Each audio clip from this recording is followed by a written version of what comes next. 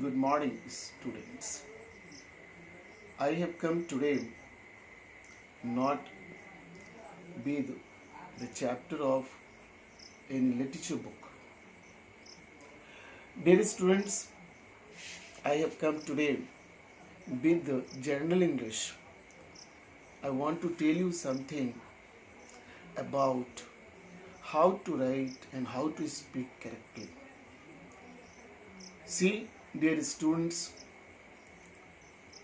writing and speaking English both are very important for the students of English medium school. But many of you are not interested in speaking English or writing correctly. Just you write English, I know that.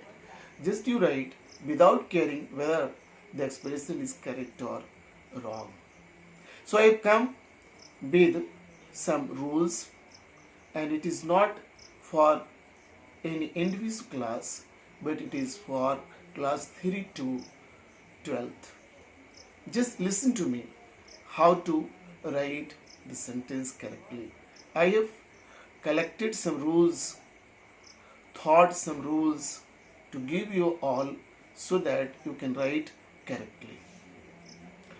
If you have brought your pen and notebook, please start to write the rules or try to listen to me very carefully so that you will not commit mistake in writing English and in speaking as well, because both are very much essential. Some people say that in speaking there is no grammar, there is no correctness. No, it's wrong. You hear the sentences spoken by some great speakers, you will find that they are grammatically correct in making their sentences. So make a habit of speaking correctly with all the grammar rules, and you can be a better speaker. Only will have to do the practice, and practice makes a man perfect, you know very well. So if you start your practice from your junior classes, a time will come when you will be very influent, you will be very well versed in speaking. So my first rule which I am going to tell you all is the main verb should be according to number and person of the subject and tense of the sentence. Here I want to tell you main verb. In one sentence there are many verbs, but only one main verb, and sometimes two or three when the sentence is a compound sentence. But main verb will be one, then only a sentence can be formed. Without verb a sentence cannot be formed. For example, you see, Ram book a detail, the sentence is incorrect. Ram reads a book, that is a correct sentence. And you know, it's miracle. Sometimes with only one verb we can make a full sentence. For example, you see, sometimes your teacher will get angry and will tell go or go out. You see, only one go verb it is, and go out is also verb and preposition, but full sentence is there. So we will discuss more about such type of sentences later on. First, main verb. And now question is, what is main verb?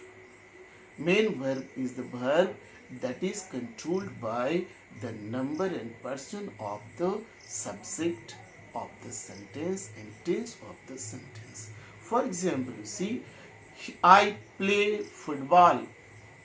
But when the subject will be changed, if it is he, then verb will be he plays football. And when tense will be changed, he played football or I played football. So main verb is the verb that is controlled by the number and person of the subject and tense of the sentence. You will have to be very careful about the main verb, because non-finite verbs are not changing its form. That I will be telling you in non-finite I mean chapter. Second, but before going to second point, I want to tell you that in English, all the verbs are plural, but using s or es, we can make it singular. Instead, we use with noun is or es and make that noun plural. We make plural by using s or es. Generally, sometimes vowels are also changed for making the plural noun, but generally s or es are used for making plural noun. But you know, using s or es with the verb, we make it singular. That is why they play, he plays. They is plural, third person plural number, so it takes play. But he plays, he is singular, so it takes singular verb, and that is plays. Second point I want to tell, if the first clause, that is called main clause also, is in the past tense, the depending clause will be in the past tense. Means, if the depending clause will have shall, then it will be changed into should. If it is having will, it will be changed into would, can, could, like this. For example, you see, he thought that he would pass the examination with first division. Here, when you will analyze the sentence, you will part this sentence in two sections.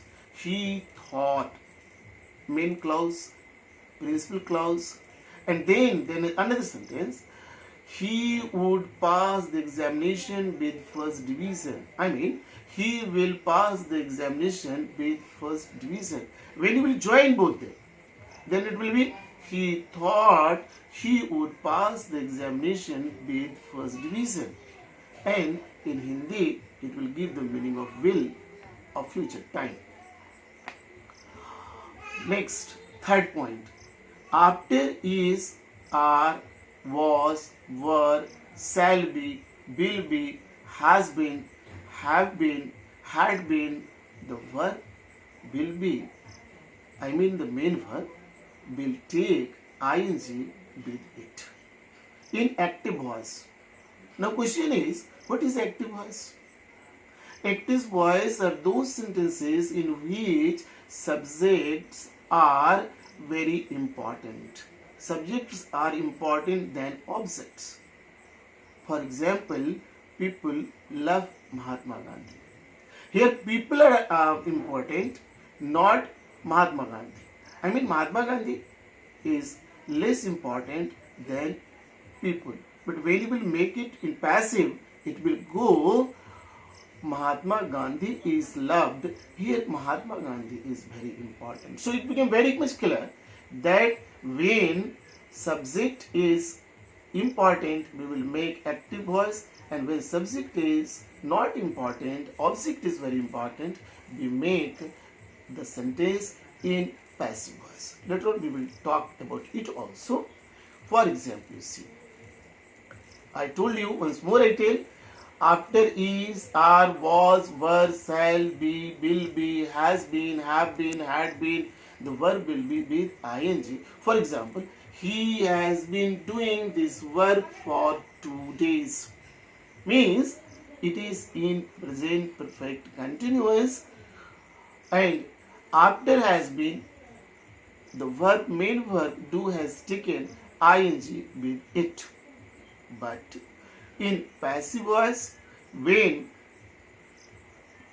these verb will come, these helping verb come, then the main verb will be in third form, because we know very well that in passive voice, third form of the verb is always used, not any other form of the verbs.